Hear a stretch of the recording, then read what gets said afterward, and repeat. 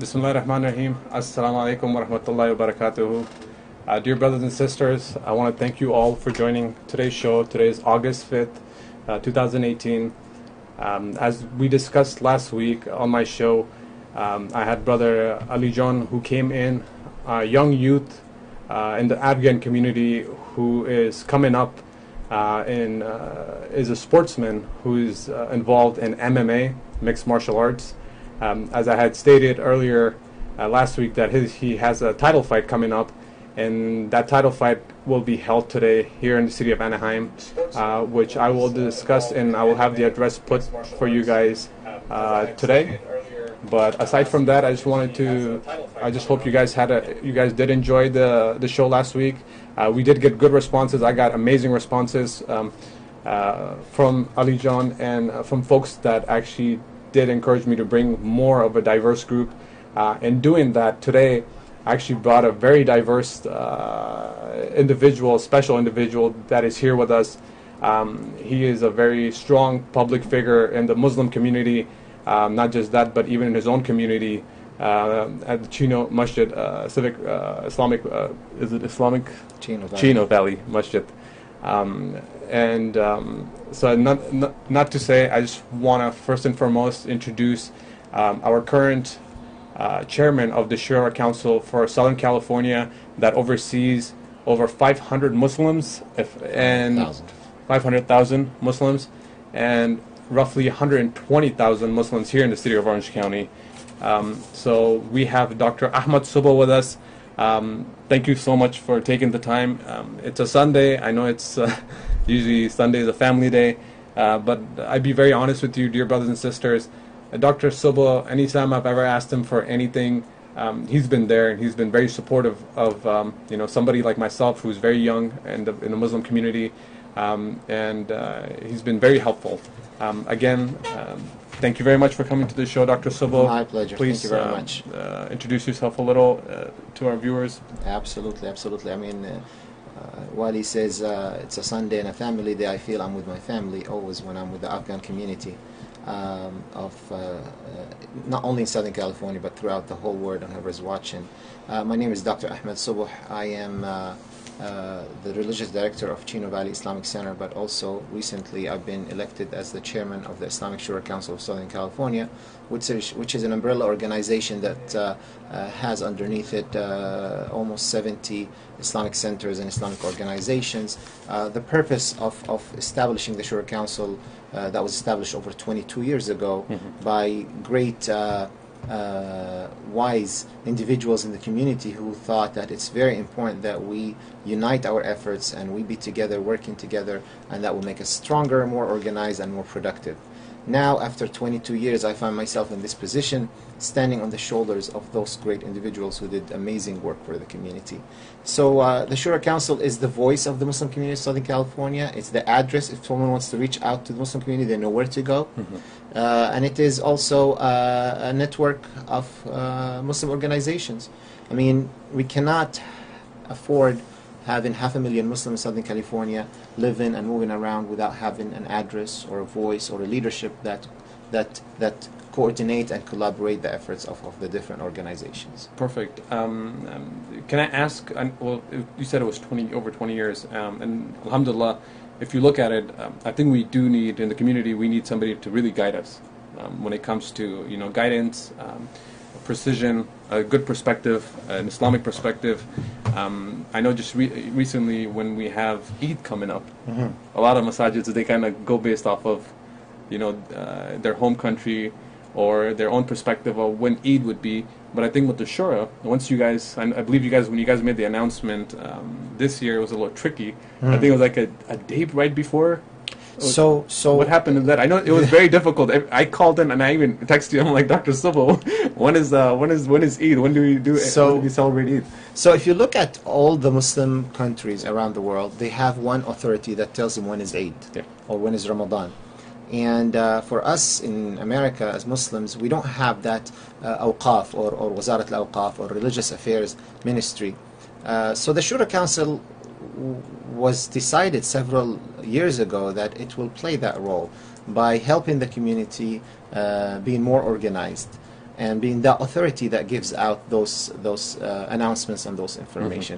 So alhamdulillah, now most of, if not all, most of the Islamic centers, they look up to the Shura Council, they call and say, we'd like to know when is Eid, when is Ramadan, and we do have different ways of announcing. That was concluded by meeting with the scholars and the imams throughout the years and deciding how to come up with that. So yes, alhamdulillah, the Shura now is the reference point for this announcement. Amazing. And hopefully that will make our life easier. Very good. Yeah, no, it's good, because I mean, we do get confused. I get confused because I live in Mission Viejo, and I usually, I mean, you see what I was told, as I was brought up even with my parents, they said whatever you do, you go based off of your masjid, wherever you live, because my parents are in Torrance, and now I'm in Mission Viejo, so I'm like, I want to do it the same day, and they give me a different day, and I'm like, wait, what do I do now? do I celebrate Eid on a different day than my parents? But alhamdulillah, it worked out well. We were able to do the Eid prayers together. That's a problem we've been facing. I mean, your situation may be a little easier than a situation where a husband and wife have to celebrate Eid on different days, where she's going by her parents' mosque and he's going by his parents' mosque. And so now when you have the Shura Council, that all the mosques. So has that been a struggle too with just the community itself, where you say that if your husband and wife, one wants to go with their parents and the other wants to go with the other, but then it's so because I focused on the masjid that's close to me. I'm like, you know what? I'm just gonna follow this. Yeah, I'll just do my visitations afterwards. So well, alhamdulillah. Now again, most of the masajid in Southern California do come under the Shura umbrella, and most of them are now going with what the Shura is saying when is Eid. So that makes it easier. So the masjid in Torrance and Lomita, or masjid in Mission Viejo, they both go with the Shura Council. Then hopefully you'll always have good Eid with your parents, inshallah. Amazing, amazing. Dear brothers and sisters, our fellow Afghans, or anybody that's watching the show, remember, you can always call us at our studio. We have the number on the screen. If you have any questions regarding anything geared towards something that's you have an Islamic question, Dr. Subo is also an imam as well. Not by profession, he's an orthodontist, but he has taken the lead in providing khutbahs. He's a very highly known scholar, and he has learned the Islamic literature and scriptures very well. There's times where even I ask questions if I'm confused with anything. So please remember, if you have any questions, please do give us a call. I know Eid al-Adha is coming up, so I know there is a lot of questions that people might want to ask. What is the process of Eid? If anybody is confused, if can I even do Eid? For instance, can I go ahead and do Hajj? If let's say if I owe money to somebody. If you have any sort of any of those kind of questions as well, please do give us a call. So the way it works is that we usually have a lot of folks that will give us a call, or they'll text me, or they'll put their questions on Facebook and I read through them. The other thing I'd like to ask you is how is it going when it comes to we have Eid coming up, people going to Hajj. What kind of contributions are made this far, with the Shura?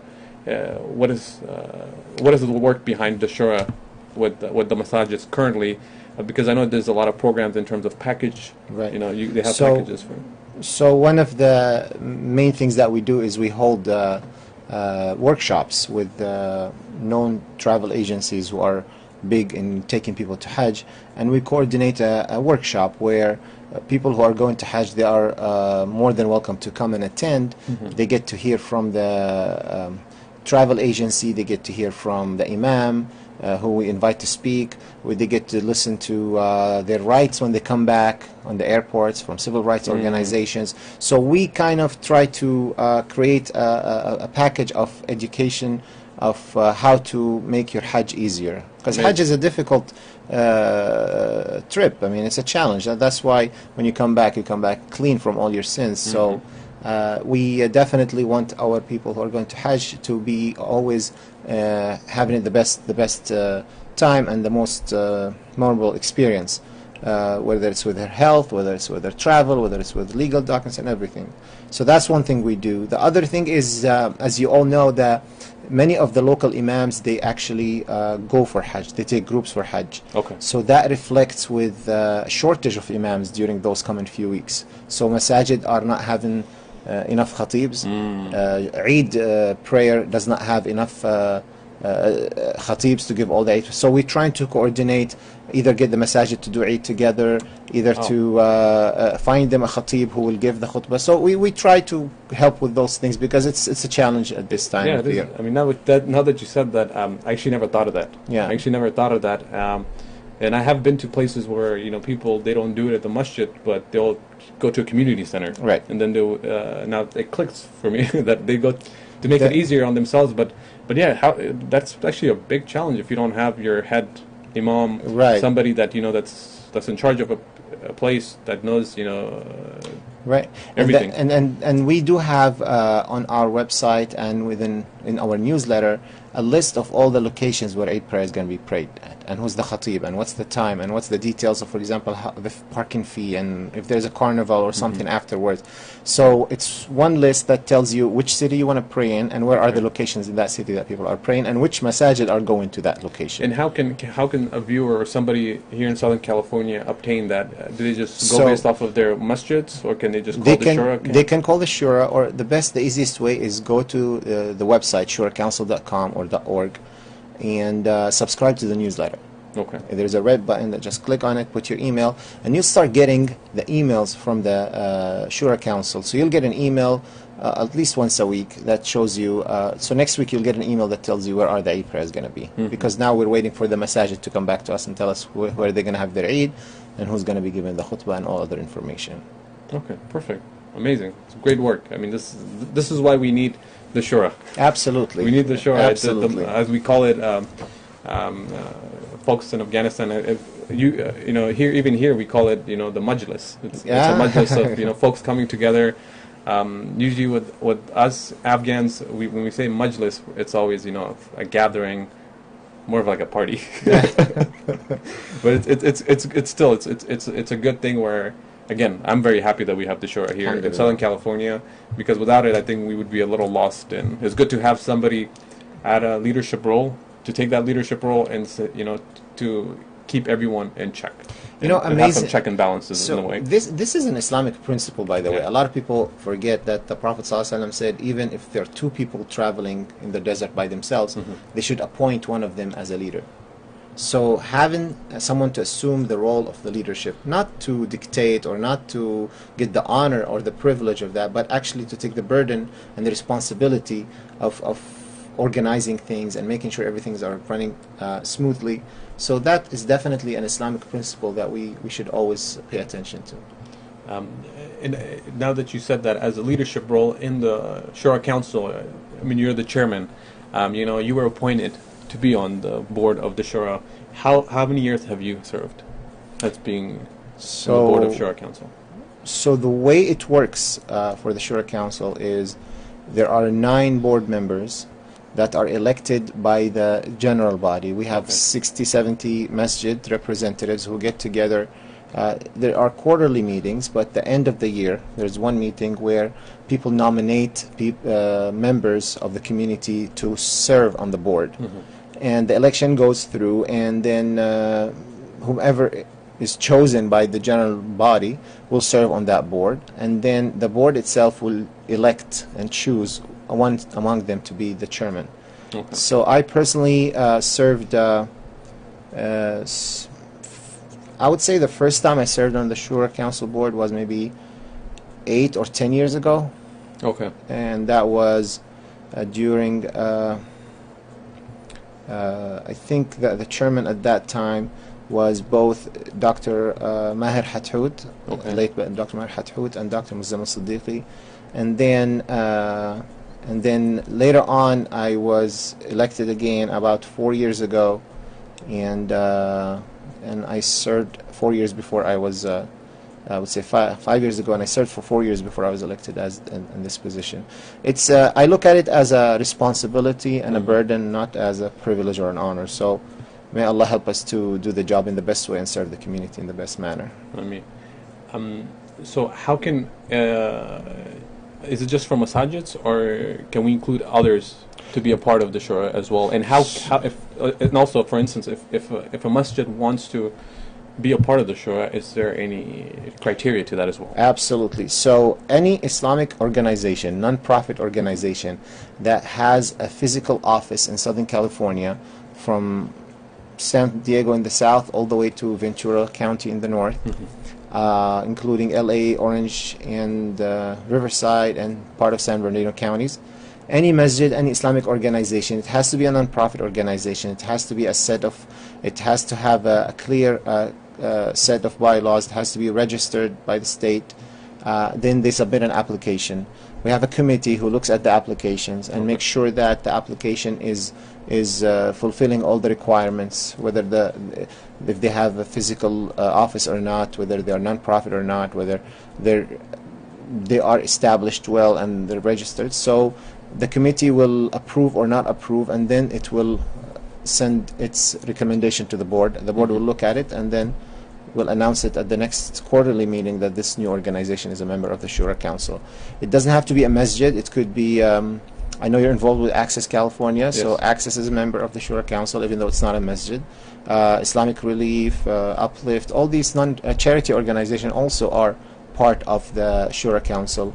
There is also, our newest member is the SCMO, which is an organization that holds sport events. Oh, wow. In Southern California. They've been doing a great job holding soccer tournaments, basketball tournaments, badminton, table tennis, chess, all kind of sport tournaments that they hold a few times a year.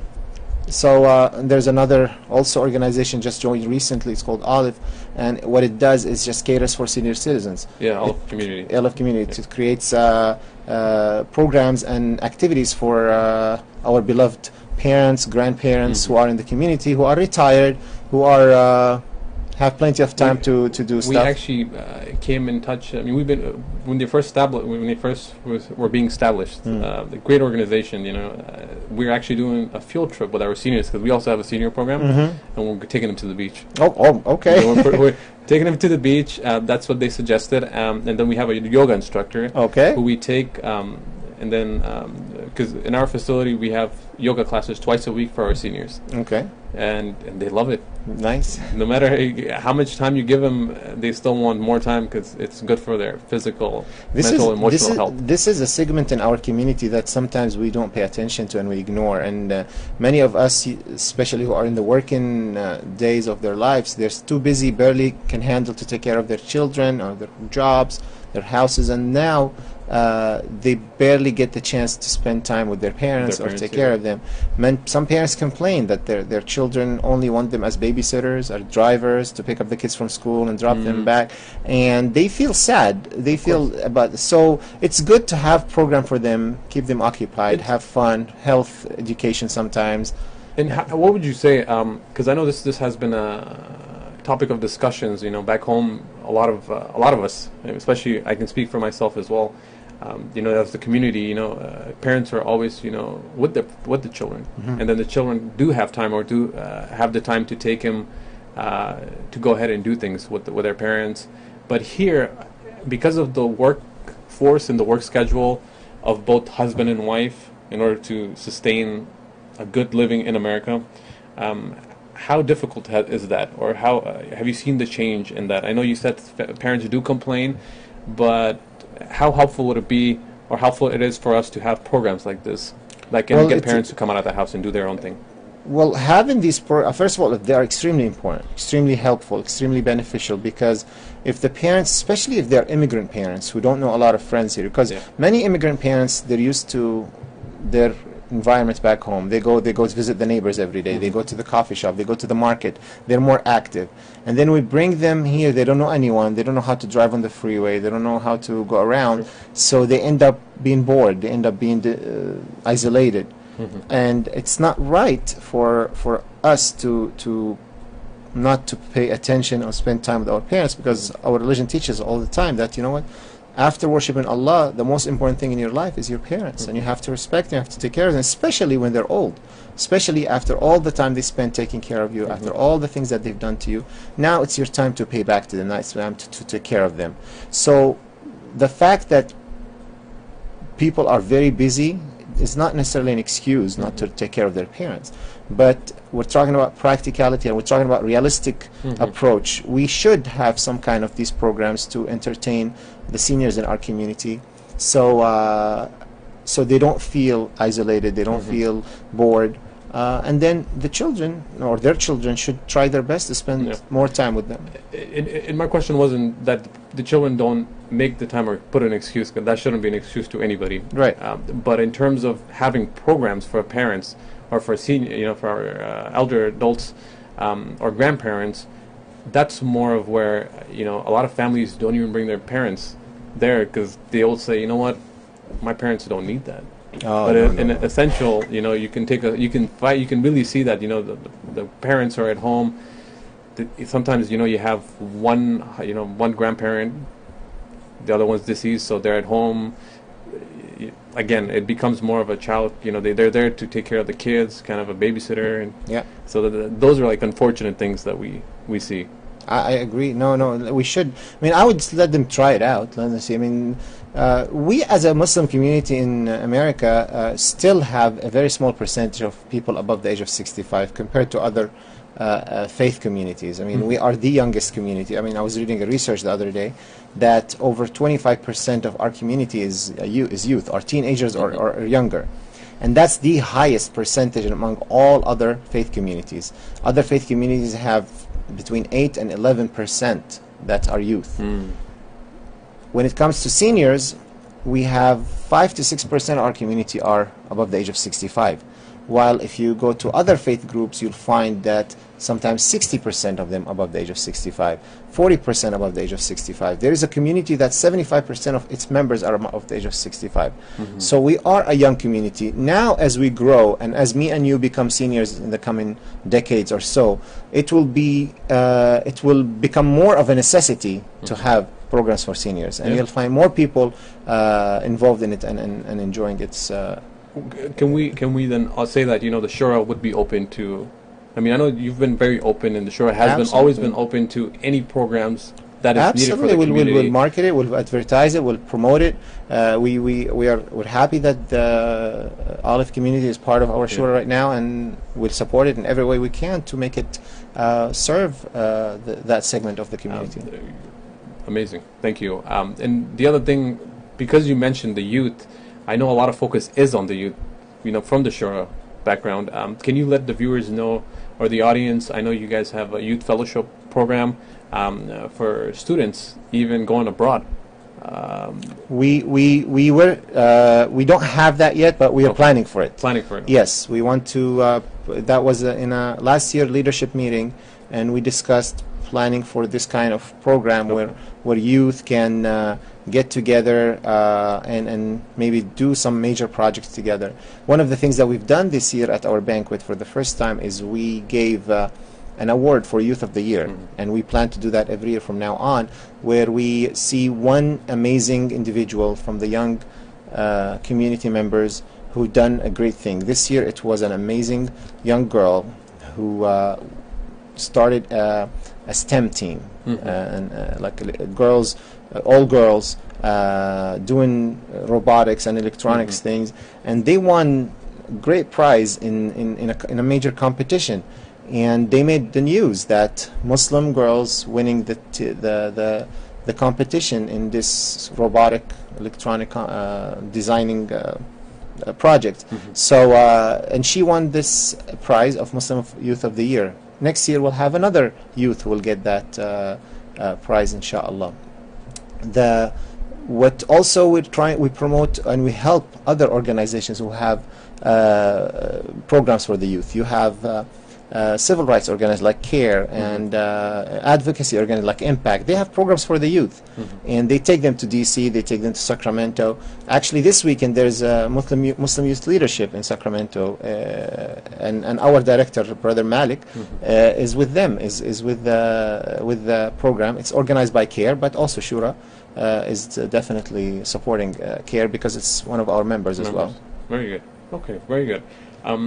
So I know once you became the chairman of the Shura Council, I know there is a good goal setting that you placed amongst amongst the Shura and amongst everybody, all the members that were there. Let's talk about the vision of 2020. I know that's something very, very highly, which I'm looking forward to. It's great. It has great plans to it. I think with time, as we go forward, the results will show. Little by little, Inshallah. it will show. But can we discuss a little bit about the vision of what is the 2020, or what is your vision for 2020? So last year we had a meeting and a discussion, and we start asking ourselves, what does the Muslim community in Southern California need? And we're talking about, our job is the Southern California community. And we located several shortcomings or deficiencies in our community that we need to work on. And also then we looked at the organization itself, the body, the Shura Council. What is it, does it need to be within the next few years? So we created a 5 years plan and 2 years vision. Okay. The 5 years plan would be a strategic plan for the Muslim community. In 5 years, how do we want to see the Muslim community in Southern California? So we said we need to have a more positive look and more people understanding who are the Muslims and what is the Muslim community in Southern California. We also said we need to establish a more adhesive connectivity between the community and the centers and the organizations. So we had different goals in this strategic plan. And then we said in order for us to achieve that, the Shura has to reach a certain level of advancement within the next 2 years. So we created the 2020 vision. Okay. The 2020 vision has different things. Number one, financial stability. So we want the Shura to be more financially stable, either by small donations from community members. We said by the year 2020, we need 2,000 people commit to $20 a month. That will suffice the work of the Shura. The other thing that we said, we need to establish other methods or other ways of generating revenue, because we want to move away from the traditional fundraising way of begging people to support and asking people to help. So that's another thing that we wanted to do by the year 2020. Okay. And we also said we need to create a home for Shura, what we call it Muslims headquarters, a building, a physical place. Alhamdulillah, we are in the process. We just opened an escrow on a property not far from the meeting point between the three counties, Riverside or the Inland Empire, Orange County, and LA. So it can serve all the Muslim community in Southern California. And inshallah, within the next 2 to 3 months, it will be functioning and will be the address. One of the things that we've done over the past alhamdulillah, we were able to achieve a lot of the things to get us into that vision, to achieve that vision. But one of the main things that we've done in the past several months is that we started a campaign with billboards. I don't know if you've seen any. Yeah, I've seen them. So we had 34 billboards that were put throughout the freeways of Southern California. Wow, that's very good. And they have positive messages, empowering messages to make people feel better. You know, try to imagine people driving on the freeway. Yeah. They're at rush hour. They're bothered. They're frustrated. They're angry because of the freeway. The last thing they want to see on a billboard, someone telling them, Islam. So, Bali, assalamu alaikum. Saib, we have a caller. All right. Bali, assalamu alaikum.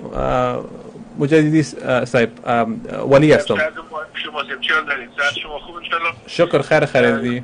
I will give my salam alaikum Dr. Sofi. Wa alaikum salam. Wali Allah Mujaddidi. Jazakallah khair. Jazakallah khair. It's a great program, brother. And Dr. Sofi, you're a great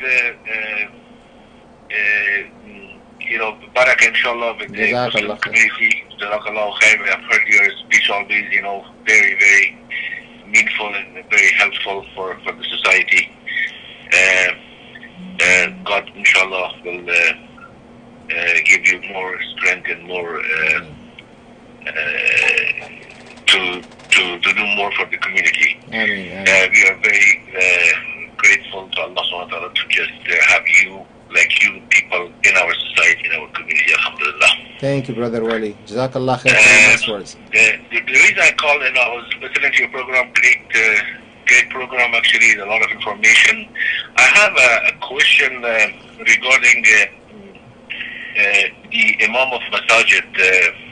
I don't know if you have any program or any like a program to train these Imam of Masajid to be more aware of what is going on with the Muslim society in California and abroad, and also what kind of danger attacks are going according to basically based on the enemy of Muslims, that what kind of propaganda and what kind of agenda and program they have to make Muslims weaker and create problems for Muslims. And I was wondering that these imams, that they have any program that they talk a little bit more loudly about it, and then make the society be aware of that, and then to be cautious, and then how to react according to the Quran and Sunnah that order us to somehow in a peaceful way defeat these kind of attacks that are going on for Muslims in the plans that they have it, these enemy of Muslims, even by the close of Islam group for on you, for example, that they are amongst our society. They are very, very active to destroy the Muslims' mind according to Islam, and then direct them to the wrong way, and then bring a wrong picture of Islam for them. By the name of Quran, they have Quran in front of them, and then they try to confuse the people. And most of the Muslims, they are not very much aware of from Quran, and they don't know much about Quran and the Hadith of Rasulullah. So I was wondering if you have any kind of program to the Imam of Masajid, that they were talking and giving more speech according to those things, what to do, what is our job, what kind of threats we have from the enemies, and then what kind of reaction we do. So I was just wondering if you have any kind of training program for the, some of them, Imam Masajid, they are good, they're doing that. Some of them, they are very hard. Some of them are very weak. They are very kind of, they have a fear to discuss about these kind of things. So this is my question. Jazakallahu khair. Inshallah, I'm listening to the rest of your program. Thank you very much for calling. Tashakkur. Assalamu alaikum. Let me talk about, okay, Yeah. so thank you, Brother Mujaddidi, for this beautiful, first of all, kind words and niceness. And your question is definitely a very important question about the importance of making sure that our imams and our khatibs are well versed with the things that are happening around them in the community. Well, first of all, if you live in Southern California, then definitely you are a fortunate person, whomever you are. If you live in Southern California, you're very fortunate to be able to listen and meet the amazing group of imams that we have in Southern California. I meet with people from all around the United States and even other parts of the world. The imams in Southern California are, now we have a very beautiful wave of young imams who just finished their Islamic education. And those young imams are American born and raised imams. They lived in the society. They went to public schools. They went to colleges and universities here, and then they went and got their Islamic education. In other words, they are... Can I take the Sure, call before yeah. Sorry. We will finish this in just... Oh, guess it disconnected. So we definitely are blessed to have those imams part of our community. The old image of the imam, that he is not aware of what's going on around him in the society, that he does not even speak the language or understand the culture of the society around us, that did unfortunately have some negative impact on the community.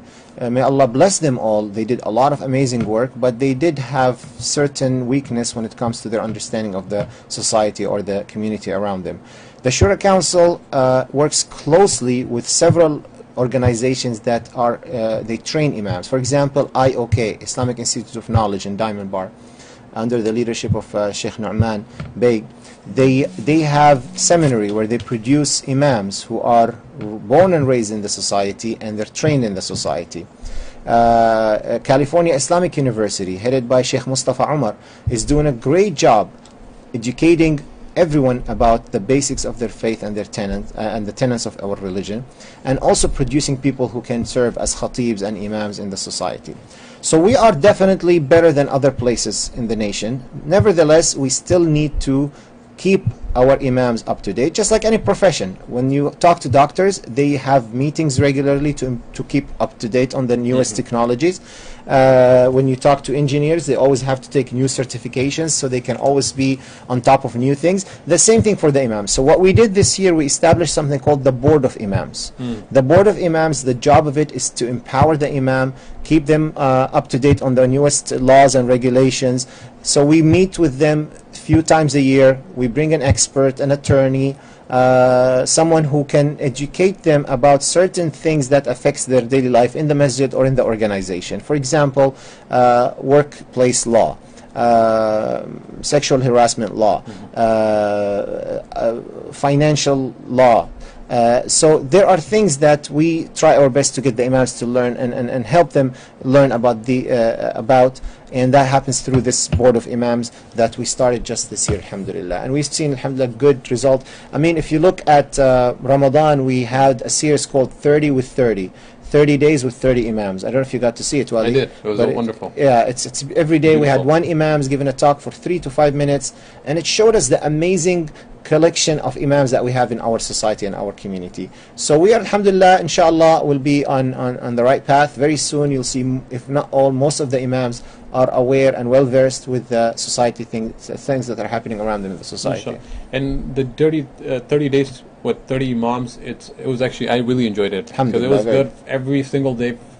During Ramadan, I would listen to them. It was amazing, you know. They had great. They had given great. That spoken very greatly, you know, in the past 30 days regarding life, Ramadan, and it kind of empowers you too, as they speak on how to have abstinence, how to have patience, and it's wonderful. And then inshallah, what we'll try to do is also, if we can, is maybe include that here in our program too, just so our viewers can also see the work that you're doing.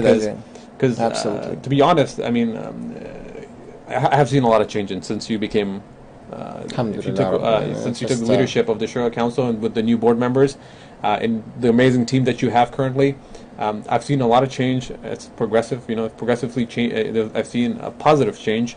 Like I said again, it takes time, little by little, but I think overall there will be history marked at the end of it. That's for sure. It just reminds me of the jar opening game when 10 people tried to open the jar and all of them did the job. It's just the last person came and opened it. So it's the effort of all the people before us that we just came on the top and just do the work right now as a team. Good. So amazing. Thank you so much. Can we go back? I know we had before the brother called in the billboards, and you were giving us a good example, but I would like you to finish that. Right. So I was saying about the billboard campaign that we put 34 billboards throughout Southern California with positive messages for people to see it when they're driving on the freeway. The mistake that we've been doing for many years with our da'wah campaigns and billboard campaigns, that it made people more angry, made people hate us more. Why? Because our billboards language was Islam is the true religion, Islam is the good religion, Jesus was Muslim, Muhammad is the greatest prophet. So now put yourself in the shoes of someone who's driving on the freeway during rush hour and angry already from having financial problems or problems at home, and then you put this in his face, whom he does not consider something good. He considers that you're lying or you're saying something provocative. So that created more anger, and people called the 800 number on the billboard yelling and cursing. So what we did in our campaign is we changed a little bit. We were a little bit more strategic in the words that we chose. For example, we put a picture of a little kid smiling. and we wrote down smile. It's a charity. That's it. I mean, our job is to improve the society, to make people smile. And then underneath it, it says Islamic Shura Council of Southern Okay. it says Muhammad. Yes, it says Muhammad. Muhammad. And then after, but it's not a direct attack on people or protect proselytization, people telling them you're bad and we're good. We had a picture of a firefighter holding a little girl, and then next to it, whomever saved a life as if he saved all humanity, and then underneath it says Quran. That's all very nicely designed, chosen words, or a picture of a man taking care of his wife, and it says the best among men are those who are best to their family, and then it says underneath it Muhammad.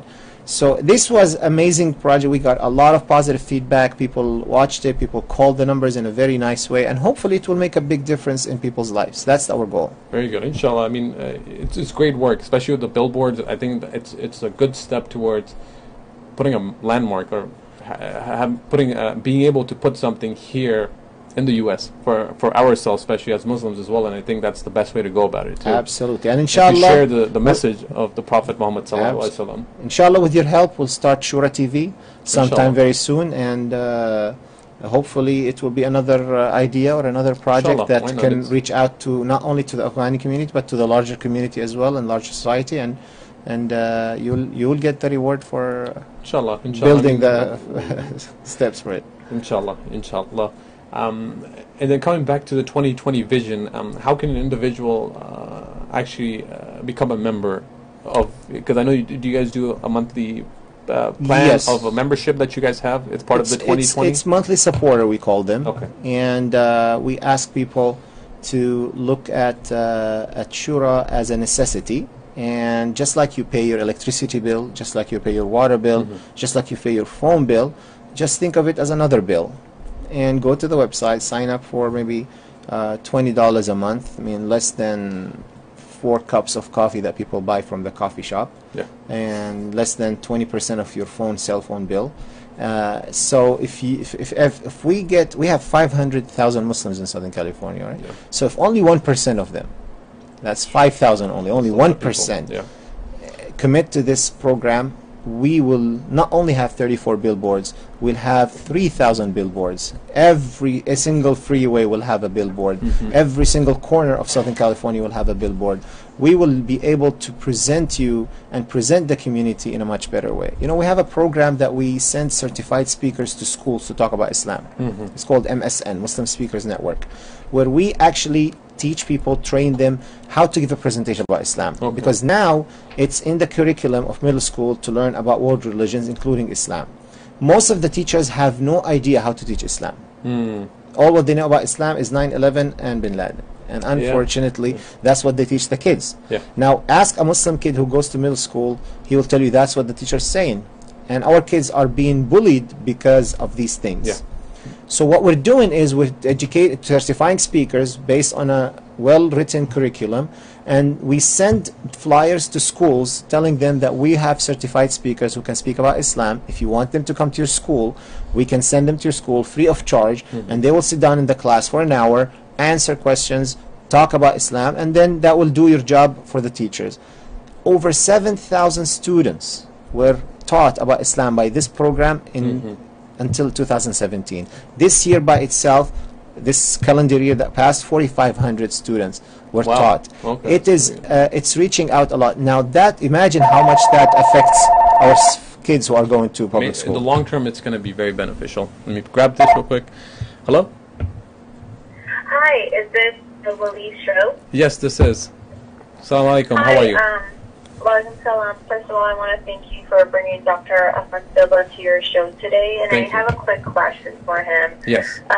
You have spoken a lot about the Shورای here in Los Angeles and Orange County, but I'm wondering, do you guys have any programs in the Shura for females as well? Okay, so she's asking if there's any. I know you spoke about the Shura Council, but is there anything particularly, or are you asking is there any specific programs for females in the Shura, or taking a role in the Shura as a female? Both.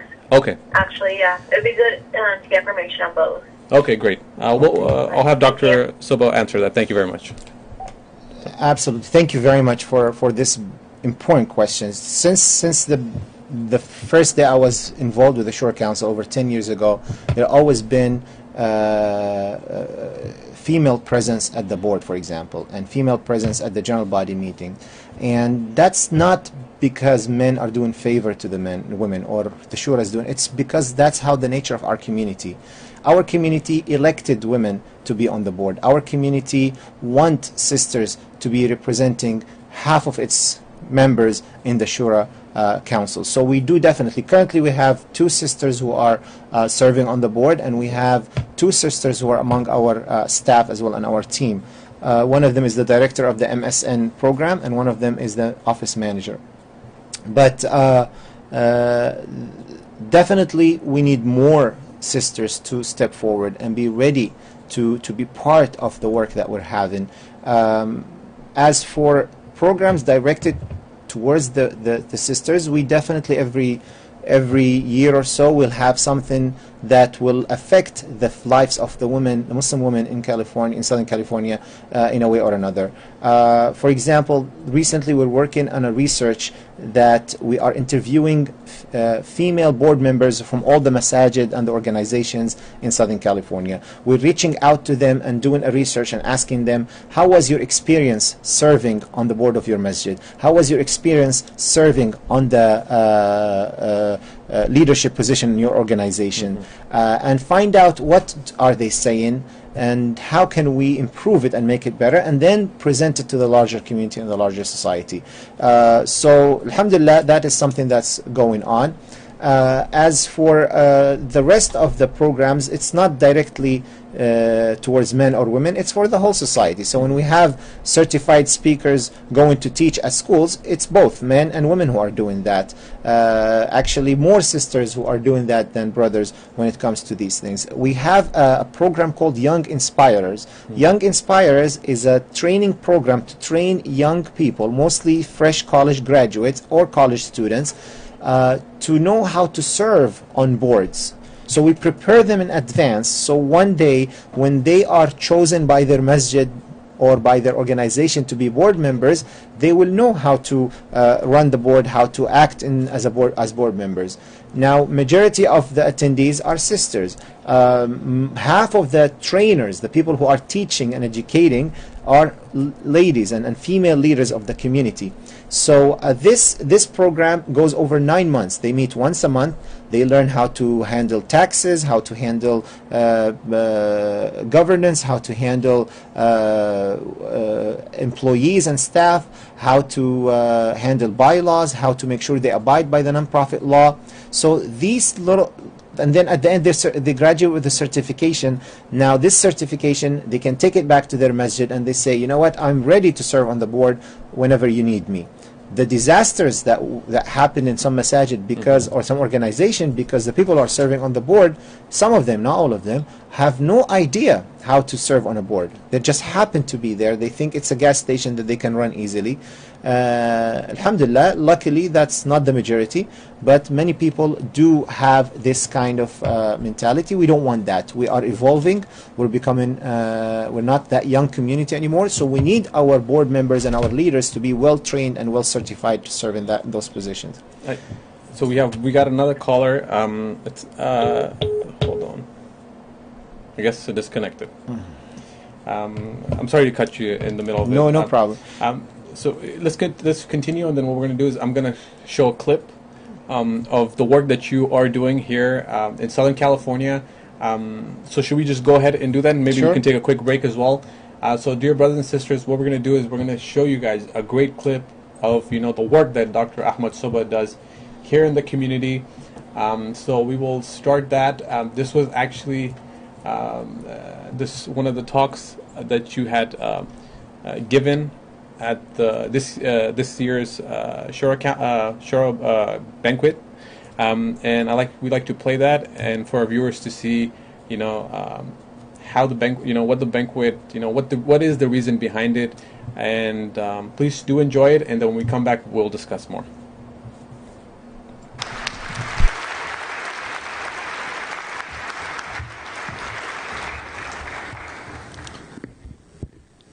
السلام عليكم ورحمة الله وبركاته. Bismillah ar-Rahman ar-Rahim. My dear brothers and sisters, members of the Muslim community of Southern California, my friends, my companions, my colleagues, on behalf of the Shura Council, its board of directors, its staff, its team, its volunteers, I greet you and we thank you from the bottom of our hearts for keeping us going. I wish you can stand up in my place tonight, and I wish you can see what I'm seeing. This beautiful garden of flowers, this beautiful, diverse, united, loving, caring family. The love and the care for each other that we feel in the atmosphere tonight is what keeps us going. It's why the staff been working so hard to put this event for you tonight. It's why the board members stay late at night planning for projects and planning for programs for the sake of our community. For that, I thank you from the bottom of my heart. We thank you from the bottom of our hearts for showing that love and care to each other and to your organization, the Islamic Shura Council of Southern California. You've heard me saying that many times, over and over again. The Shura Council is a reflection of you. If you are strong, the Shura Council will be strong. If you are united, the Shura Council will be united. If you are coordinating your efforts and working together, the Shura Council will be strong. And if the Shura Council is strong, all of us will benefit. It will be able to do its job, unifying the community, being its voice, being the address that people can go for when they're looking to reach the Muslim community in Southern California. And as we are growing as a community, and as we are growing as organizations and masajid, the Shura Council is growing as well. And the role of the Shura Council is adapting to the new challenges that we're seeing and the new changes that we're seeing. When we see the growth going around us, some people see challenges only. We at the Shura Council, we see opportunities. We see chances. I mean, look around you in the room. Look at the amazing increased number of talents and skills that we have in our community. We have amazing professional health professionals. We have amazing technology experts, amazing financial gurus, artists and athletes, political and activists, religious leaders. We are so powerful with these amazing talents that are increasing day after day as we grow. So yes, there are challenges with the growth that we're having, but the opportunities are much more. And with those talents and opportunities, we can serve our community better. We can represent our religion better. And believe it or not, we can make our country great again after 10 years or 8 years from now. My dear community members, as the Shura Council is embarking on its new role in seizing the moment that we're facing nowadays, in taking advantage of the great opportunities that we are in front of, some people are skeptical. Some people think we cannot do it. You've heard it many times. You've heard people saying, you know what, the Muslim community is not as strong as other communities. The Muslim community is not as organized as other communities. The Muslim community is so and so. And it's such a putting down statements that I totally disagree with. If you compare ourselves to other minorities, and by the way, we are the newest community in America. I like to call us the new kid on the block. The reason other organizations might sound that they have more money, they have more infrastructure, they have more established organization, not because they are smarter than us, not because they are more dedicated than us, not because they're more organized than us, it's simply because they're older than us. The equivalent of the Shura Council in other faith groups, it's at least 100 years older. CARE as an organization defending strongly our rights, only 25 years young. Impact as an organization promoting and strengthening the causes of the Muslim community is only 30 years young. Compared to the other organizations who are at least 100 or 150 years old. So we are doing a heck of a good job. Give yourself a hand of applause.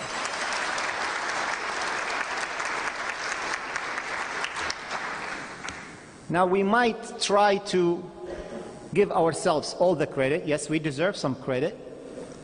But the best and the most part of the credit goes to who? To Allah subhanahu wa ta'ala. Because Prophet Muhammad sallallahu alayhi wa sallam said, Yadullahi ma'al jama'ah. The hand of Allah, he means the support of Allah, goes to the people who work together. Goes to the people who are united. Regardless of our differences, we still are willing to work together. And the proof of that, what I see in front of me today. May Allah subhanahu wa ta'ala bless us. But on top of all that, on top of our talents and an experience and the support of Allah subhanahu wa ta'ala, there is a little cherry on the top. A little beautiful thing that adds flavor to all this compilation of reasons why we're doing great, alhamdulillah. A group of people, men and women, members of our communities. We call them heroes. We call them tonight giants, who sacrificed their family lives, who sacrificed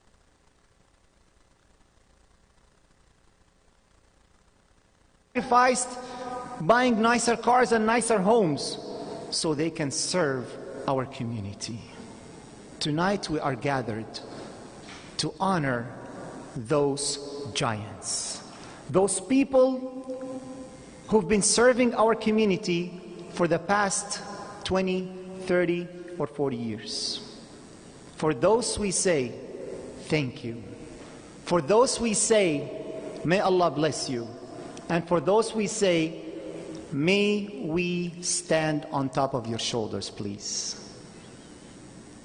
There are many of them in Southern California. We were able to compile 14 giants with us tonight. Few of them already left this world to a better place, inshallah. But the rest of them are, alhamdulillah, living with us with good health.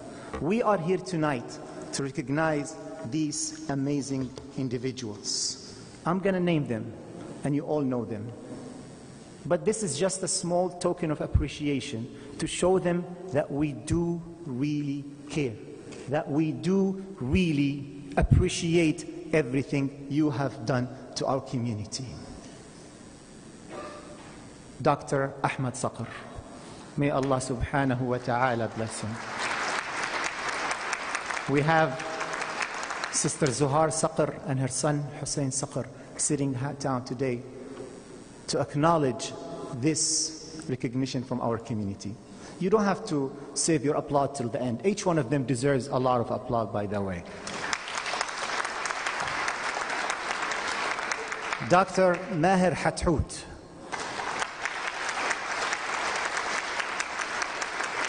His son, Dr. Jasser, and his wife, Dr. Raja, they were supposed to be with us. Their seats are reserved, but unfortunately, for health reasons, they had to cancel in the last minute.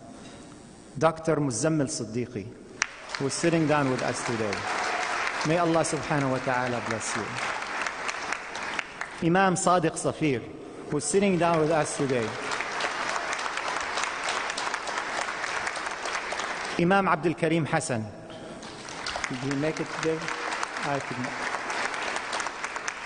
Sayyid Mustafa Qazwini, who is traveling today and he was not able to make it. Miss Nahla Kayali, a strong, powerful immigrant lady who wrote her name down in history. Dr. Yahya Abdurrahman, establishing financial institutions for Muslim Americans. Mr. Shakil Sayyid, the powerful leader of the Shura Council before us. Mr. Masoud Nasimi, one of the leaders of the Afghan community and the Council on American Islamic Relations. Ms. Nagva Ozgur, amazing and powerful leader in establishing Islamic schools. Imam Harun Abdullah, a powerful leader in the African American community. Dr. Mustafa Kuku, amazing giant that we always like to see him. And Dr. Khalil Momand, represented today by his daughter, Dr. Sophia, and her husband, Mr. Nasser. For those, we ask Allah subhanahu wa ta'ala to bless you and grant you the highest levels of Jannah, insha'Allah. And for those, we ask for your permission again to stand on your shoulders so we can reach higher than what you reached, so we can achieve what you wanted us to achieve, so we can go further. And amazingly, for the blessings of Allah subhanahu wa ta'ala, you get the credit and the hasanat from Allah. Now, while we're asking for your permission, there are few people who did not wait for that permission, and they already jumped on your shoulders. And there already been giants and leaders, emerging giants of the Muslim community of Southern California. They're not kids, they're not youth. These are giants. These are amazing individuals who are still working to put their names in our hearts before they put their names in the pages of history. They put their names in our minds before they put their names on the front lines of activism and serving the Muslim community. For those also, we'd like to congratulate them and recognize them today. Because Prophet Muhammad sallallahu alayhi wasallam said, goodness is in my ummah until the day of judgment. So if goodness does not look like Hussam Ailush, I don't know how would it look.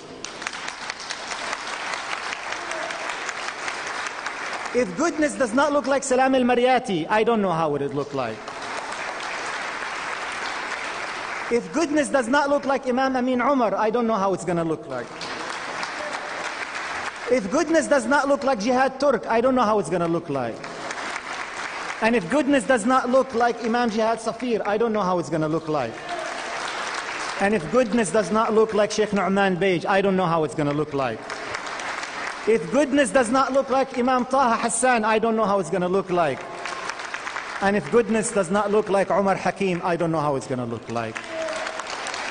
For those, you went ahead of us and you climbed the highest levels of nobility and honor. And you've been serving the communities. If we did not recognize you before, guess what? Allah did. And Allah does. And Allah does not forget. وَمَا كَانَ رَبُّكَ نَسِيًّا. Allah will never forget those whom we honor today and those whom we did not mention today. Allah will always keep it for you on the day of judgment. The same way we are gathered tonight, we ask Allah subhanahu wa ta'ala to gather us on the day of judgment. The same way we are gathered tonight, we ask Him to gather us to be with our beloved Prophet Muhammad sallallahu alayhi wasallam. On behalf of the Shura Council, board members, staff, volunteers, I thank you from the bottom of my heart for making our night. For making our night a memorable night. Insha'Allah, you'll enjoy the rest of it. Wassalamu alaikum wa rahmatullahi wa barakatuh.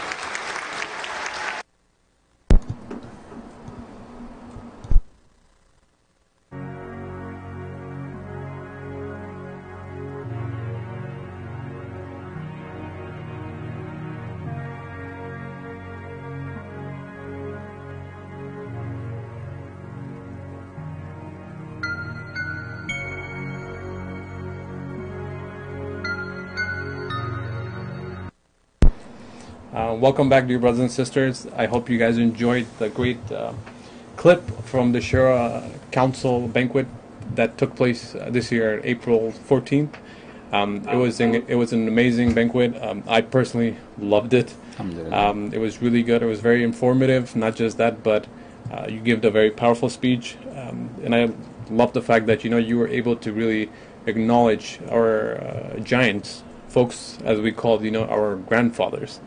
And then our emerging fathers in the community that are also, will be established, as the giants as well. And I know, including yourself, you will, inshallah, will also be included in that as well, and the work that you do. And not just that, but even in the Shura banquet, just to let the brothers and sisters know that, I highly recommend, if you could attend the banquet, please do so, because they bring in great speakers from, all of United States. And it's usually very informative, and you learn a lot in there.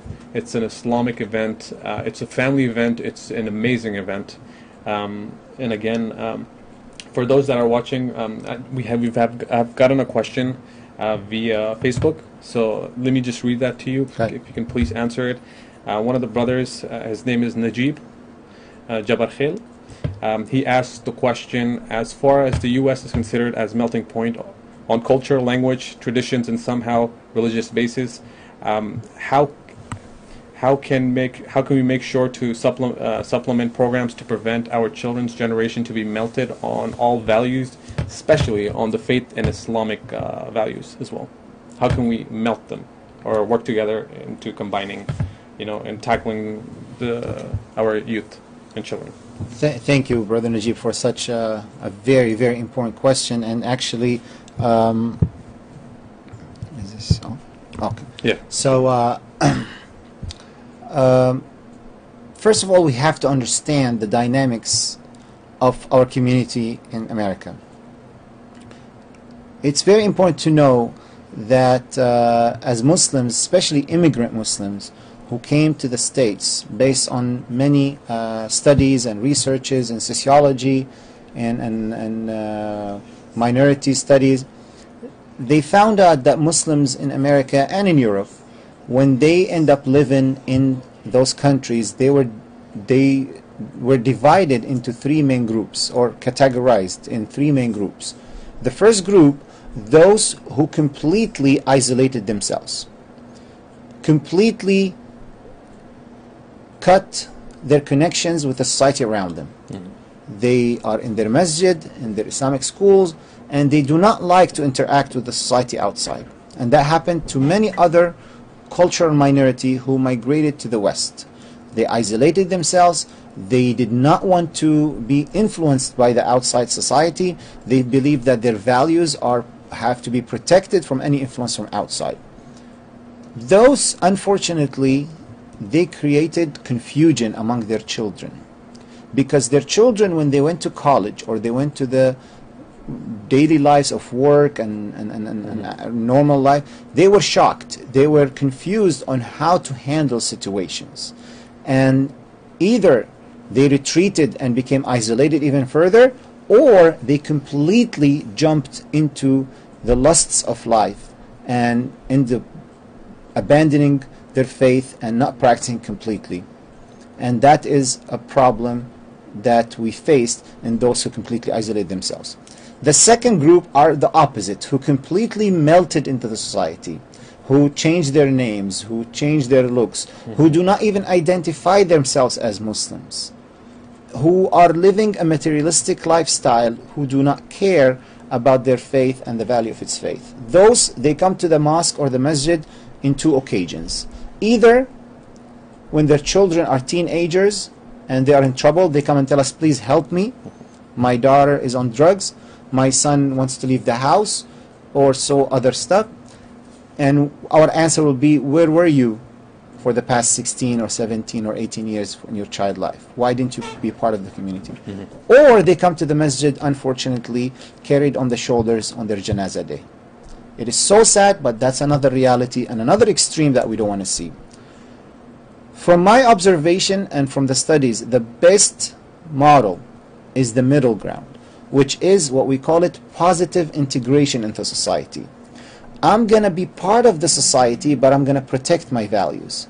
I'm going to be participating in things that are happening around me, but being proud of my identity as a Muslim, proud of my hijab, proud of my name, proud of my salah, proud of my fasting. When I'm talking to people, I don't tell them I'm not eating because I'm on diet. I tell them I'm not eating because I'm fasting. And then they ask me, what is that? Now, how do we get our kids and our teenagers and youth to be positively integrated in the society, number one, explain to them that this is the sunnah of Prophet Muhammad sallallahu alaihi wasallam. Because the Prophet said, the believer who interacts with people is better than the believer who does not interact with people. The believer who interacts with people and has to deal with their harm is better than the one who isolates himself and doesn't have to deal with anything. So that's number one. Number two, that we have a role in the society. Our children and our youth need to know that we have a lot of good things that we can give to the society. Just like Prophet Yusuf alayhi salam, when he was the only believer, yet he was given the solution to protect the country that he was imprisoned in. So that's something, number two. Number three, when we teach them that Islam is compatible with every part of the world, and we do not force them on cultural practice. Sometimes parents force their children to practice culture instead of religion. Force them to dress certain ways, eat certain ways, talk certain ways, watch certain TV shows. We need to understand that Islam is compatible in America, and these kids should develop the American Muslim identity, which makes them strong, proud Muslims of their faith, but at the same time positive contributors to the societies and the country that they live in. They need to know that their job is to make this place better. They need to know that their job is to make the city they live in better, the county they live in better, the state that they live in to be better.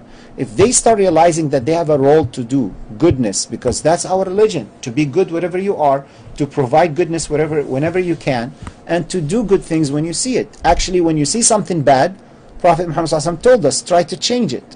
If you cannot change it, speak against it. If you cannot speak against it, reject it with your heart. So when our kids are seeing these, for example, laws of immigration that are separating parents from their kids on the borders, and your son comes and tells you, I want to go to the demonstration and protest this injustice, your answer should be, yes, that's what I expect you to do as a Muslim. You have to be doing that. When your daughter comes and tells you, I'm going to write a piece and we want to submit it to LA Times or OC Register, and I want them to know the Muslims' opinion about climate or environmental issues, encourage her to do that, because that's her job as a Muslim. So that is how we can find this kind of integration in the society in a positive way. Prophet Muhammad ﷺ said, I have nothing to do. They are not among my ummah those who live in a society and they are not differentiated from it. If the society is bad, they act bad the same way. No, they should be good, they should be different. So that is something that we need to teach. Now, if the parents are proud of their faith without forcing it upon their children, without forcing culture on their children, then the children will come that way. Many of our youth are running away from Islam because of their parents' bad practices. For example, it's very common in the Middle Eastern, the Afghani and the Pakistani Indian culture that the parents are okay with their son doing whatever he wants, but they're not okay with the daughter doing whatever she wants. They will punish the daughter if she talks to a boy at school, and they will allow the son to go out with girls at school. So a lot of our young girls are running away from Islam and from the masjid because they think this is Islamic practice, and it's not. Prophet Muhammad ﷺ and Allah subhanahu wa ta'ala told us in many places that men and women, if they do wrong, both are equal, and if they do good, both are equal. There is nothing in Islam that says if the boy is allowed to stay till 2 o'clock in the morning and the girl can have to come home early. So let's make sure that we are not confusing our children with cultural practices, not religious, not Islamic values. So these are some of the things, and the discussion is long. Let them be activists. So in a nutshell, you're asking how to make our kids proud and protect their faith. First of all, understand what is faith and what is not faith. Some of the stuff that they do in the society is okay. Islamically, it's okay. Number two, let them be activists and engage in civil rights and call for justice. That will make them busy with good things rather than be busy with bad things that will waste their time. And maybe inshallah in a future session we can talk more longer about that. Thank you so much. Actually, this was very beneficial, and I think one of the things that you hit really nicely was the fact that it does happen in the community, especially when you see the South Asian or the Afghan community, is that there is a boundary line where they'll allow their kids to do things or get away with things that are not fair. Where, the daughters, they're kept at home, or they're told that, you can't do this because you're not this is what Islam says. Absolutely, yeah. So I think that's where the misunderstanding of a lot of the youngsters that do face in America or in Europe, especially here in America that I've worked with as well, is that there's a confusion of identity, and a lot of people are losing their identity. A lot of folks are having, they're struggling to knowing, okay, what path do I go in? Do I take the identity, that my parents raised me with, or do I take the identity that I want to create out in the world, or even have my own identity in the middle?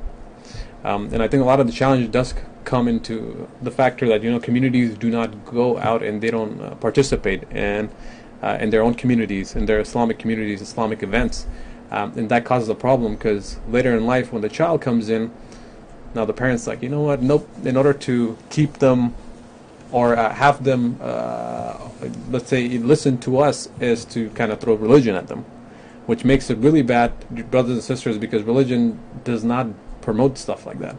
Everything that is done, it's done, in Islam, it's done equally.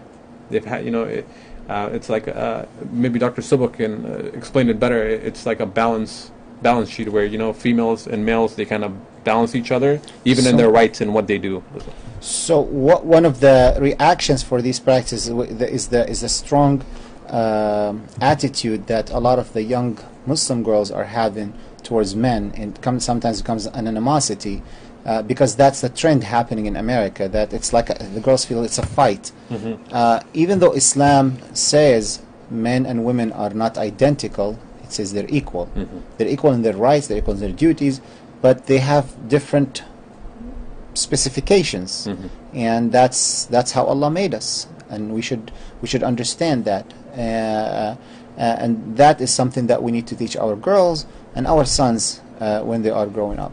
One of the things that we can do, I always give the example that the masjid is like the ship of Nuh, Safinat Nuh.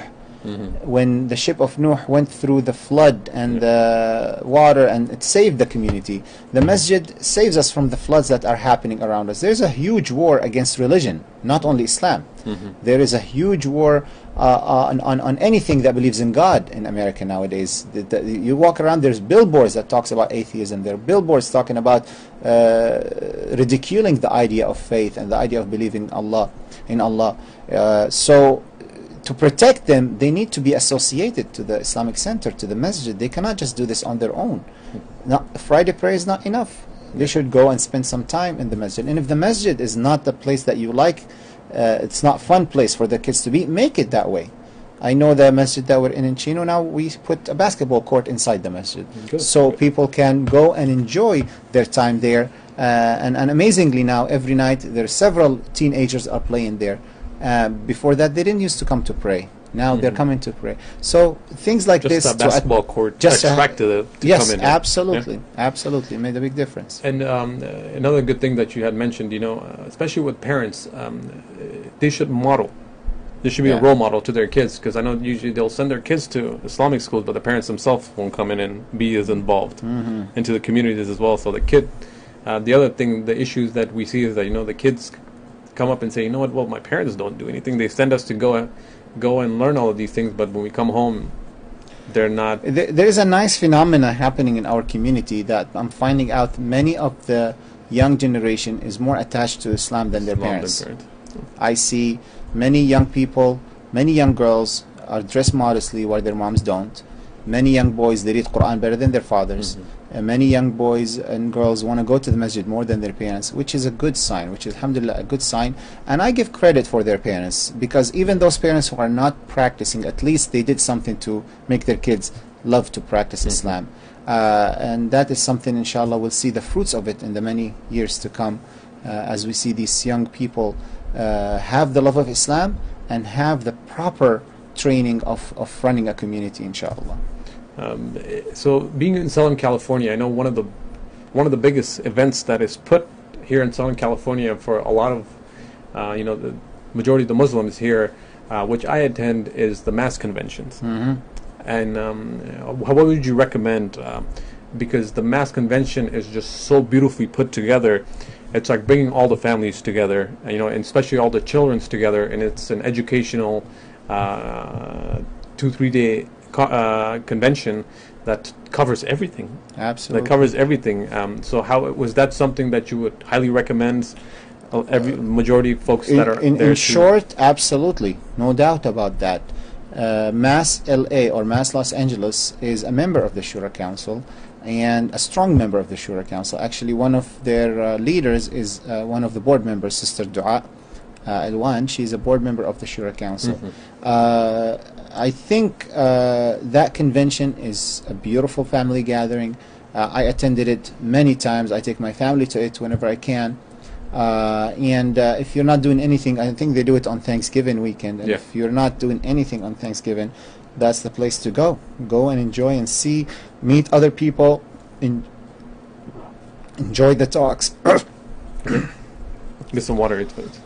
Enjoy the talks, enjoy the discussions. Get the kid. There's a beautiful program for kids. I mean, you don't have to worry about them. They'll be playing, they'll have entertainment, they'll have educational programs for different age groups. One of the biggest problems with youth and teenagers that they don't like to be combined with young kids. And so they realize that they have programs for young kids, programs for older kids. I definitely advise everyone to, if you have not planned your Thanksgiving weekend this year, see if you can make it to the mass convention. Amazing. Again, if you can, the struggle here in the community that we have, that I see,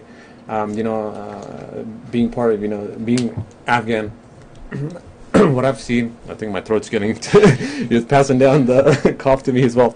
So what I've seen with our community is that even amongst Afghans is that not all of us are really active. They're active, we're very active in a cultural setting, in friends gatherings, but I don't really see as many Afghans that are there.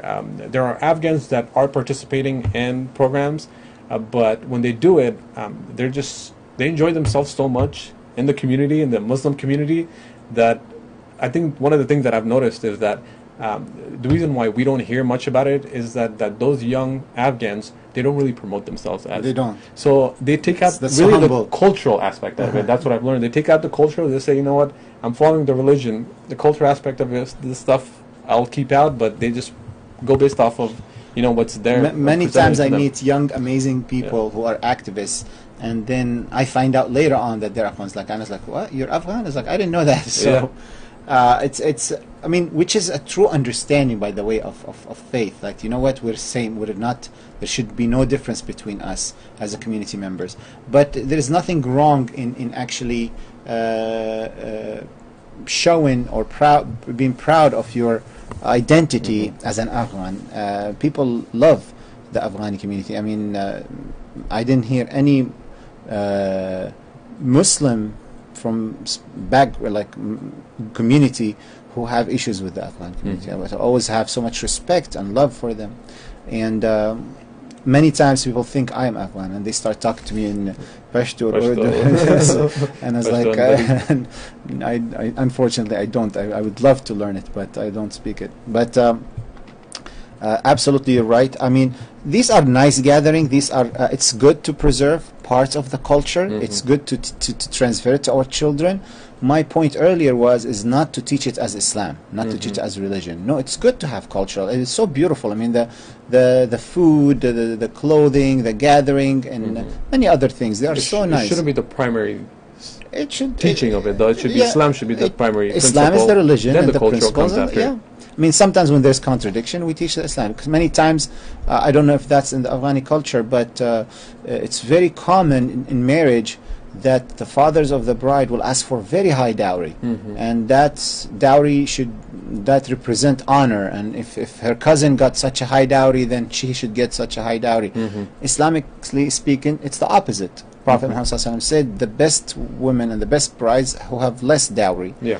So if we find that culture and Islam are in conflict, then we choose Islam. Okay. But if there is no conflict, there is nothing harm, there is nothing wrong in enjoying the culture of someone's life. And that's part of it too, where that's where the difficult things comes in. Where I know even in today's world, a lot of the youngsters face is that the fact that the cultural aspects really overtakes Islam itself, and that was a good example as well when it comes to the dowry that's put on, let's say, the groom. it's too high up, and it's really to show. It's not even to take the money physically, but it's of a show, or it's to take. You never know. But that's a good example. But then again, we're always in that battle of what do we do? You know, for some people, even culture is more important. Yeah. Unfortunately, you know, or maybe they don't have a full. I don't know if they might not have a full understanding of, you know, what should come first. So there is a historical reason for that. I mean, when many of the Muslim countries went through wars and colonization and all that, the colonizers made sure that people stopped learning Islam. But any community, they need some values, so they went to their cultural values, their tribal values, and they thought this was Islam. And now things are changing. Now people are learning the new things again. So inshallah, I'm hopeful that things will move forward better. I think it's a battle. It's a battle where, you know, back home, you get colonized. You know the religion's Islam. You get, you know, then you have a battle of, you know, your culture. Let's go back to our cultural roots. And then you make that much stronger amongst each other. Because they were prevented from learling Islam. So when you come here to a different country, now you're like, you know what? I have a stronger cultural background. Then you're hit with Islam, lack of Islam. Now you're like, well, I gotta get my Islamic principles much stronger. So absolutely, it's one of those cycles absolutely, that people face in today's world. And then I wanted to know, I know you had mentioned, you know, even Afghans working with the Afghan community. I know you did come and you were a part of AMO. You did present at the Afghan American Muslim Outreach event. How is your communication, or how, I know you had mentioned that, you know, you're very well welcomed. Even the folks that I know that knows you're very much respected in the Afghan community. But would you be open to, you know, for us, you know, Afghans to work with the Shura Council or yourself as well, if there's any opportunity that comes by? Absolutely. I mean, absolutely. I would love to have some kind of collaboration or cooperation to serve the Afghan community and the Muslim community at large as well. So anything that within any capacity that I have that I can help with, absolutely. There is no hesitation from our side at all. I'm not sure if AMO's still going on, but if not, it's still going. Okay. AMO's still going. I think they're still working to put They used some to have an programs together. annual event. I'm not sure if that is happening this year, but it was a nice conference that AMO used to do, and I was very, very happy to see how the young Afghan American community is very proud of their faith, and they come and learn about their Islam. If you can reach out to others who are not very strong Islamically to start attending, that will also make it even more productive. So absolutely. Any tips on, you know, for folks that are you know, are imams who are Afghan imams? There's Afghan masjids and you know, head imams in Southern California. I don't believe they're part of the Shura Council.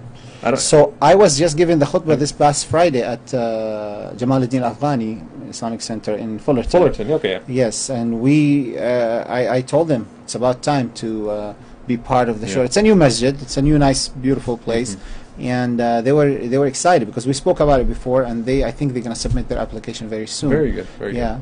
But just like that, I mean, what advice can we give to those imams? I mean, I personally would, you know, ask, you know, the imams in the community to please step forward and join the Shura Council, because it's for a great cause, and there's so many programs that do come and so many benefits that do come from the Shura. That's the point.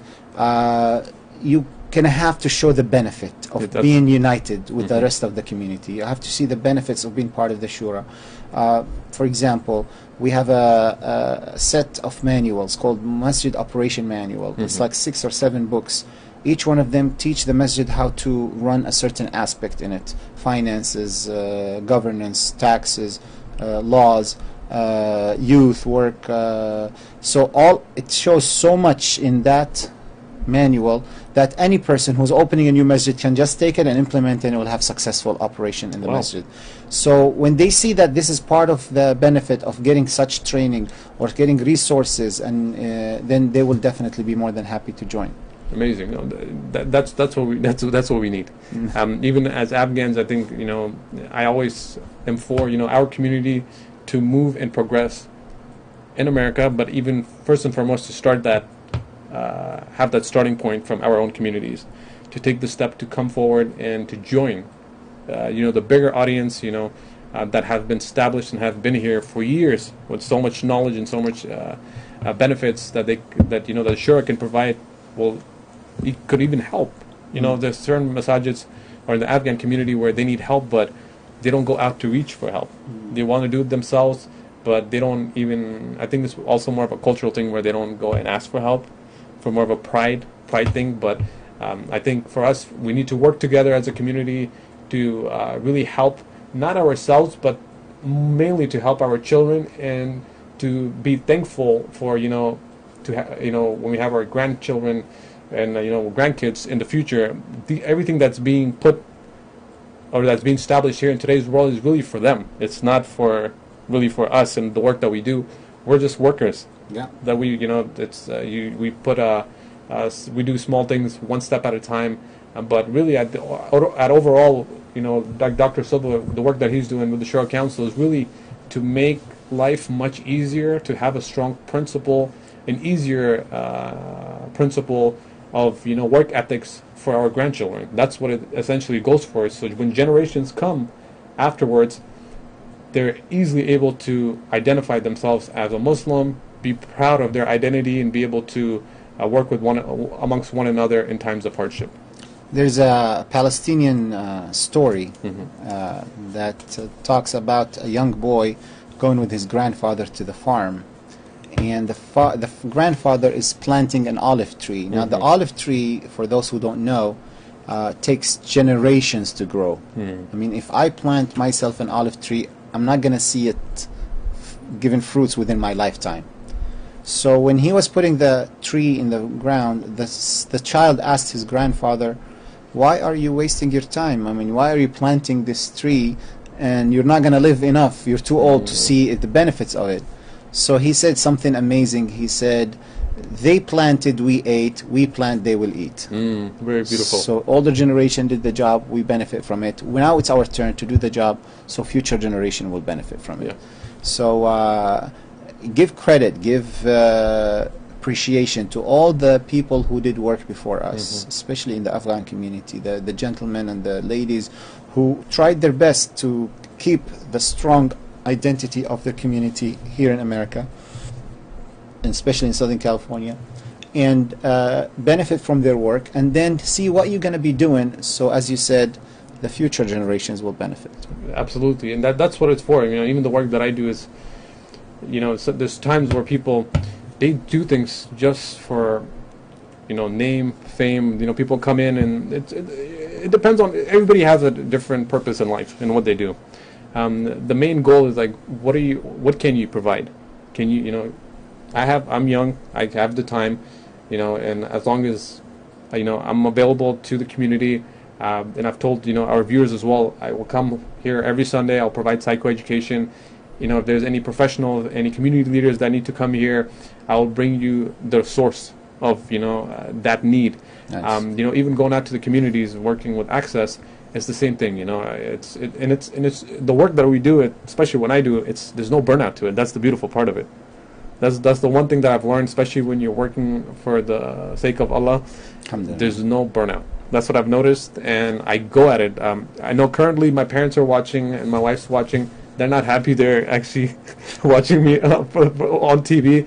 But when I come here Sundays or Saturdays when I do other form of trainings, they're not really pleased because they want to spend more time with me as well. They would want the whole day with me. But, I try to give them, even if it's half a day or a couple of hours, I usually look at the bigger picture. Sometimes I joke with my parents and I tell them, I'm like, I love my parents very much. I usually, when I joke with them, I always tell them, let me just tell you one thing. I don't belong to anybody. I do not belong to you too. I belong to Allah subhanahu wa ta'ala. Oh, that's the Afghani mind speaking right now. and the next thing you'll see is they'll just kind of go off. It's fun in jokes though. Absolutely. It's fun in jokes, but we always, we try to do our best again for the future generation. That's true. But I see you how enthusiastic you are and how pushing you are towards your cause. That's beautiful. That's good. We want everyone to do that, but not on the expense of our beloved ones, especially when you have kids, especially when you have a family. It's our requirement to take care of them. So make sure you're gonna make it up for them after today's episode. Inshallah. Of course. I would say I'm actually going back to see them and spend some time, my remaining time with them. A flower for your mom and a flower for your wife on the way there. You know what? The hard part is that usually when I do get flowers, I used to get flowers, is that I can't have it at home. Oh, someone's allergic? I'm allergic. You're allergic. Me and my dad were allergic. Then gold is the other alternative. Too bad for you. I wish I need to go back to Saudi Arabia or go to Afghanistan for that. So great. Again, I want to thank you, for coming to the show. First, dear brothers and sisters, what we're going to do is we're going to give you a highlight towards the end of the show. We have good 15 minutes left. So if you guys have any questions, please do call us at our studio. The number is 714-602-9242. If you have any questions that you do have regarding, the mission and the vision that, the Shura Council has for all the Muslims here in Southern California, and even others that are watching this, that can model or want to work alongside the Southern California Shura Council, we have Dr. Ahmad Subha here who can help guide you in that as well. If you have any questions, please do let us know. We do, we are coming to our end of our show. Inshallah, I'll be able to bring Dr. Subha again, as this was, this is a great show that's going forward. And just to finish off, and before we show our viewers at the end, the quick highlights of the banquet, the Shura Council banquet that took place on April. I just wanted to talk to you about, I know there's a prison program that you guys have with the Shura Council, and that's something that I've always been very intrigued with, and it's a beautiful I think it's an amazing program. It's a very beneficial programs. It's a hard program, even hard to even get into a prison. It takes time. It takes about half a year to a year to get clearance. So can you tell us a little bit about the purpose behind that as well? So we noticed that there's a huge number of people who accept Islam in prison. People who were either gang members or committed a crime, and then when they entered into prison, they met a Muslim, they read the Quran, they read something about Islam, and they felt this is the way they can change their lives and become better. So many of them convert to Islam inside prison, and many of them are ready to learn Islam or accept it or embrace Islam in prison because of their past history. So what we're doing is giving resources and services to those people who decide to embrace Islam inside prison, from books, from copies of the Quran, from prayer rugs. We also talk to the headquarters of the prison to restructure the meal plans during Ramadan. So they know for Muslim prisoners, they go bring them a food at 3 a.m. And at 8 a.m. in Ramadan. They don't give them a meal in the middle. So this way they can fast. They also allow them to have Jum'ah congregations. They also understand if he's praying and he's not answering, he's not trying to do something bad. So we try our best to establish that communication with the especially the county jails, and so if there's anyone inside the prison who's a Muslim, that can be better understood and can benefit from our services. The other thing that now with the strict immigration laws and regulations that are happening, many Muslims who get detained because of immigration, they're not criminals, they're not robbers, they're not thieves, they're not bad people. They just happen to either be refugees that their visa expired, or they entered on a visitor visa and they overstayed it because they cannot go back to Syria or they cannot back to any other country. So now they're detained. Now they need help. So we also go and talk to them and see how we can provide help them. Some of them don't have money to get an attorney, so we maybe be able to help them out with getting them an attorney, at least get them out on a bail until they fix their immigration status or until they are deported or going back to their country. So that is some of the things that we do. Also, once a year we have a kind of an annual banquet for the people who exited prison and as Muslims, and to empower them to stay on the right path, to empower them to stick to the choices that they made and not go back to crime life again. So these are some of the things. We have dedicated people who only do that, and alhamdulillah, this prison outreach program is has been supported by the zakah money. So people who like to pay zakah, they can donate it directly to that, and it's been going on its own for the past couple of years on autopilot. That things are moving smooth and doesn't need a lot of planning from our side as well, because we set it at the beginning. Very good, very good. Yeah. Wow, this is I mean, it's an amazing program that you guys have here. How many staff members are working on this, or that's actually going into prison and assisting our brothers and this sisters? whole program is the people who are running it are voluntarily doing it. They don't want to get paid. Really? They Wow, believe very in it good. 100%, and they say this is what we're doing. So they go. There's like mainly 2 people who are main chaplains in prisons, and there's many people who are chaplains that are appointed by the county or by the city to do those things. But most of the funds that we collected is either to buy Quran or to push for halal meals in prison, or give them gifts or Eid gifts or stuff like that. Okay, amazing. And how successful? I mean, it seems like it's a very successful program. How is it going for you guys in terms of how many people are converting? Do you guys have a specific number? There is a number.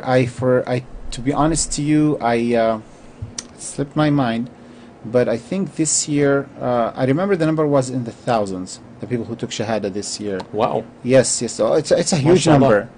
In the past, the rate of embracing Islam was so high, but also the rate of people who leave it from those was high as well, because there is no follow-up. Now we have the follow-up. Now we have the mentorship connection. Now we tell them where to go after they leave and whom they should talk to and all that. Okay. And so when you say you do follow up, how often do you guys follow up with everyone? Is it like after a couple Imam Ishaq, okay, who is a very well-known Muslim leader in the African American community, and he is the one who's pretty much handling that part, making sure that they stay on the right path after they leave, by either staying in touch with them, talking to them, telling them where to go after they leave. If they are still in prison, at least he will, every week he goes several times to several prisons, and he talks to them and make sure that if they have any question, he can answer it for them. The reason why I'm asking this is because I actually get letters from prison myself, from converts, asking what can we do once they come out of prison. So because of the service where we provide social services, according to what is their need, we'll try to do our best to work with them. So that's the other thing, is that how can we work together, or can it'll be easier to get in touch with? Absolutely, we'll connect with somebody in the prison program where we can work alongside, like even the brothers that are sending me letters, which I can eventually connect. So we advise all the masajid who receive letters is to send them to us. Okay. And we will either respond to them, or we'll find someone to go to that prison. There is Islamic Institute for Orange County. They have their own program called Link, and also it talks about it's serving also the some of the jails in Orange County as well. But in my opinion, if you have the ability to respond to them, go ahead and do it. Okay. If you're too busy and you're going to just put it on the shelf and not get back to it for another 6 months, we ask you to forward it to us, and we'll take care of it. Because these are people who are desperate. They just need some words, some feel that they know it. Because if they send it to somebody else, maybe another faith group, they'll have dedicated people who answer them, make sure that they feel appreciated and acknowledged. Okay, perfect. No, I'll definitely hand that to you guys. What I usually do is, what I can do as the time till they get out is just send them letters. So I write them back. I tell them what we can help with, what we can assist with, and then I'll give them stamps. I'll put some extra stamps in it, so that way if they ever want to send, because I know it's costly, especially for prisoners. So when it comes I didn't know. I didn't even pay attention to that point. Good job. Yeah. So what I do is I'll put a stamp or two in there, so that way there's an open form of communication among us too. Very nice. Yeah. So other than that, again, I really want to thank you very much, Dr. Silva, for coming on to the My show. pleasure. Absolutely. If there's anything that you like to say, we're close, coming to an end. We have 5 minutes left, and then we have a short video of the highlights that we will present to all of our viewers. But if there's anything, last message that you like to give to the community and all the Muslim community that are watching this. This is a live international show as well, so please. I definitely would like to ask each one of our viewers to be proud of your faith, to be proud of your identity. There is nothing shameful about being a Muslim. There is nothing embarrassing about being a Muslim. Yes, some Muslims are embarrassing, but Islam itself is flawless. It has beautiful message. It's nothing but source of pride and dignity. Keep that in mind. When you talk to Muslims who are not very well connected to their faith, be merciful with them, be kind to them. That's how you bring them back, not by being angry at them, not by being condescending to them. Be happy that you know better. Be happy that Allah guided you to be a stronger Muslim, and just try your best to convey to them the beauty of Islam, rather your frustration and your anger that they're not practicing, especially if they are family members, especially if it's your sister, especially if it's your parent, especially if it's your children or your spouse. So these were two points that I like each one of us to keep in mind all the time. And inshallah, the future is bright for our community, and we are working greatly and strongly to make it that way, inshallah, with Allah's help. So support the Shura Council, support your local masjid, support your local organizations, and hopefully I'll see you in the next time I visit your masjid, inshallah. Thank you very much for coming, Dr. Silva. That is it for all of you viewers. Please stay tuned for next Sunday, same time, 11 a.m., as I bring in great topics of psychoeducation or a guest speaker. So that is it for now. I hope you guys have a great rest of the weekend, Sunday as well. Assalamu alaikum wa rahmatullahi wa barakatuh.